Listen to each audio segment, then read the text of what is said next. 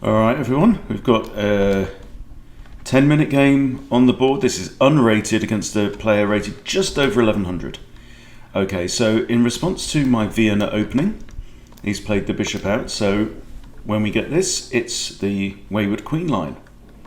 So we're attacking this pawn. Alright, okay, so he's defended the pawn. And now I think bishop out to c4, so now we're threatening checkmate.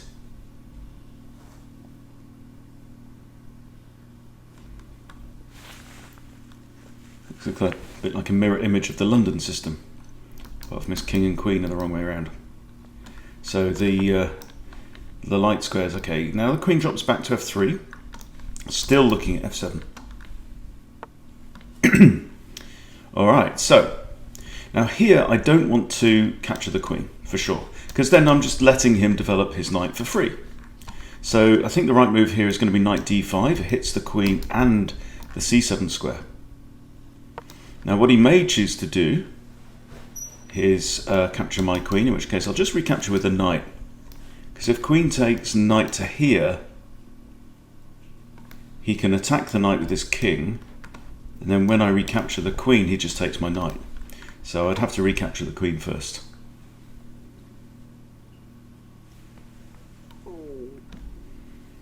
So I think queen takes, knight takes, then king moves is the correct approach now for black. He's got to do something with his queen. Right, there we go. Okay. Now he has to defend this. So there's a couple of options. Knight a6 is also an idea, but I can take out that knight with my knight squared bishop. So I think actually king to there, so it doesn't get in the way of the bishop, is probably... Okay, that's another idea. Yeah, missed that one. Alright, so how about we just harass this bishop? Should I do this? Harass the bishop. Now he's got to play a5 to stop me playing a5. Huh.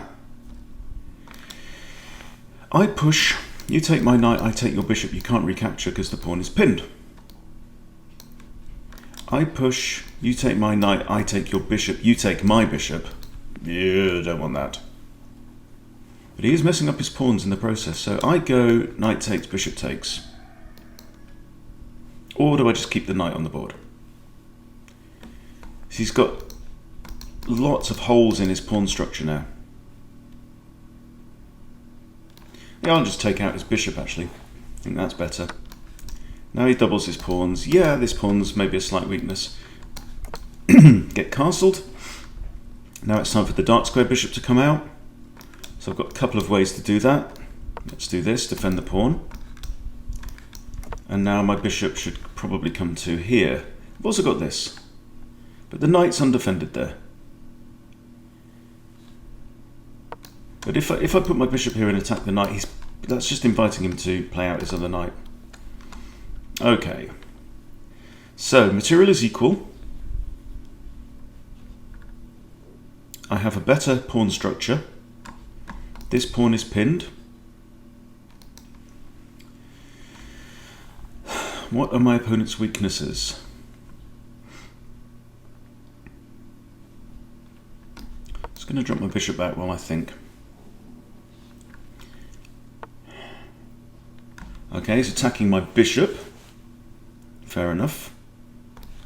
Let's stick the bishop here. So I'm attacking this pawn. He might take, but that allows me to capture towards the center and opens up a semi-open file for my rook. Now, should my knight move... I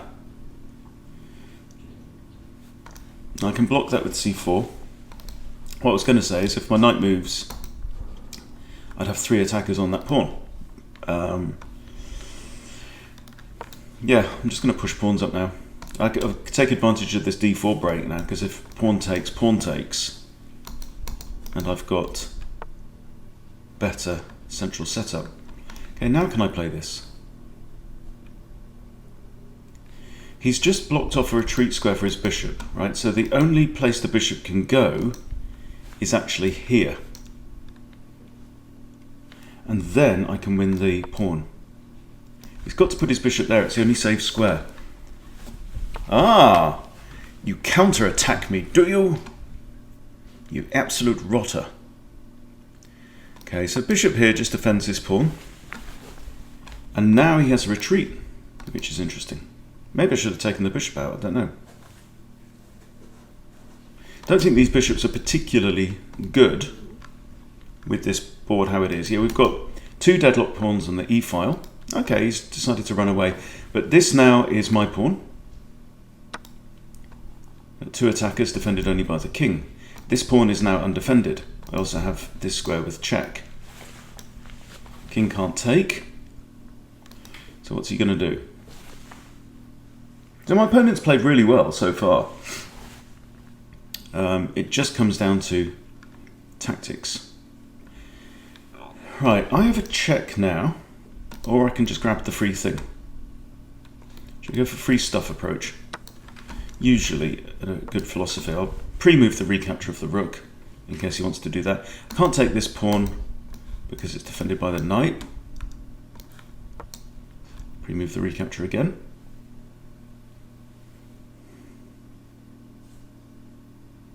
But I've got a nice position. We've now got an isolated pawn on the e-file.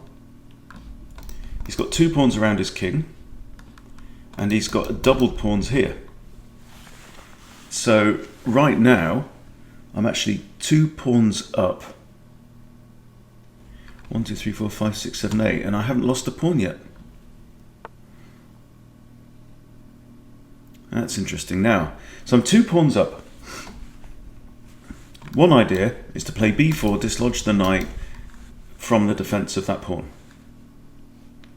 That's an interesting move, though.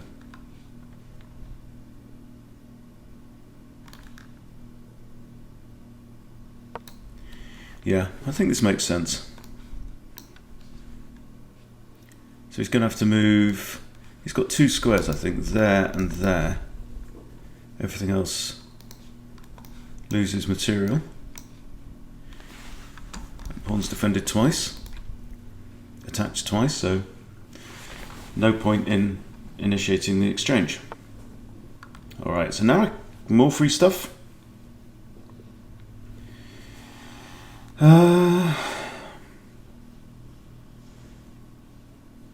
Or trade rooks.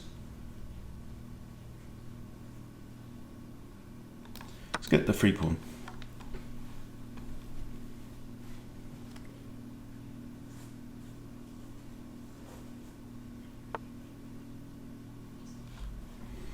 I've got 2 attackers here now, so if I take, he can't, well, he can take back the knight if he wants to, or I can push. Now pushing would mean we've got lots of deadlock pawns, and that makes bishops worse. He's also got 2 attackers on this guy now. So I am going to push. Lock things up. That makes the f-file all the more important. So what I'm going to have to do is somehow bring my bishop around and try and make sure I'm the one with the rook on the open file. I'd like my knight to be here, really, controlling that square. I've got knight here. Now what's he going to do? So how do you win when you're up pawns? Well, one approach is push pawns. Try and trade off to get past pawns, right? We've got to do something about this mess here. So let's say I push a5. I'm ignoring this knight for the moment. It can't go there, there, there, right? If I push, pawn takes, I can take with a rook, I can take, yeah, I think that's the approach for now. This knight doesn't bother me. I might play h3 at some point to prevent his bishop from coming in there. My bishop can still go there though. Ah, interesting, okay. Now if I recapture with a rook, he's got 2 attackers on that pawn, yeah, and only 1 defender. So I'm going to recapture with the king. Don't see a danger. There's no particular checks. Okay, I'm going to recapture now with a rook and try and swap off rooks. This pawn is now undefended.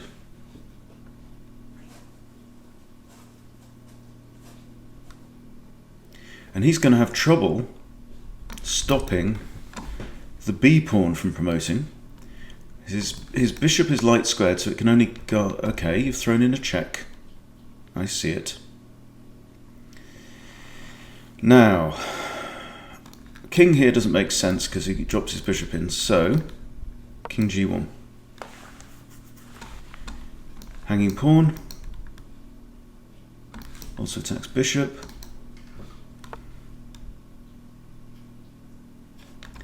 Okay, does he want to do that? Bishop there.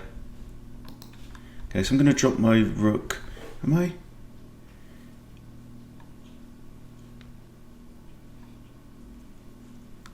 If I drop my rook back to a1, I think I should be fairly safe.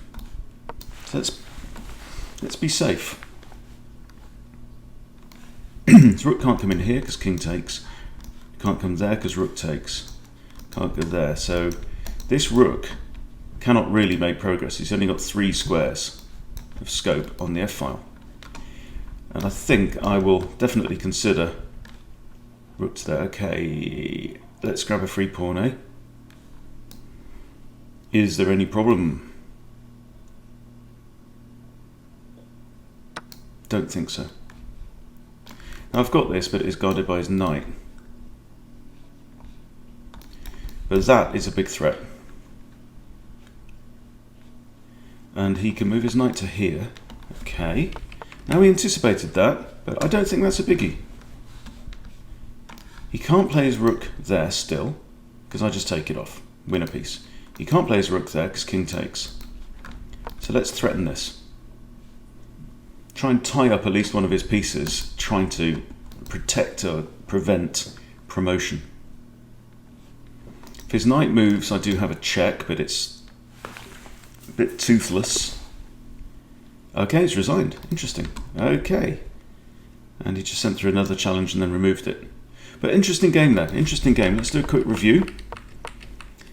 Wayward Queen line. That's a good response. He's got his bishop outside of the pawn chain, so simply d6 makes sense. Checkmate threat, and g6.